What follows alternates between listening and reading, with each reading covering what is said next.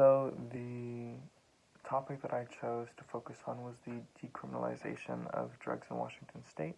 It's something that Oregon just did, and it's something that Washington is looking to follow. The person I chose to contact was Governor Jay Inslee, just because of his outreach on Washington State, Congress of Washington, the Supreme Court of Washington. Everyone kind of looks up to him. And if he was able to publicly support the decriminalization of drugs in Washington, it would be a big bonus for the actual movement of it. I looked into it, and around 10,000 people, addicts, are put into prison every single year in Washington for possession of drugs. And this number has not gone down, has not changed at all for the past 5 years, and this is from the Washington courts, the official Washington courts.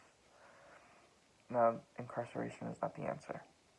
I think rehabilitation is the answer, and the only way that that will happen is if Washington State decides to decriminalize drugs, stop throwing people in prison for using and possessing drugs, and instead offering them programs to rehabilitate themselves, treatment programs.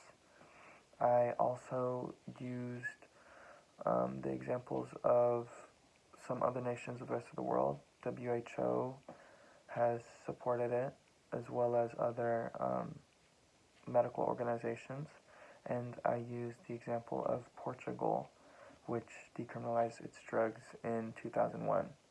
Portugal's heroin usage rates have decreased since then, their treatment rates have increased, and their drug deaths have decreased since then. So that's why I chose that as my topic. I have loved ones who have suffered through the cycle of being imprisoned and coming out and going back to drugs, and it's something that I think we should focus on as Washingtonians.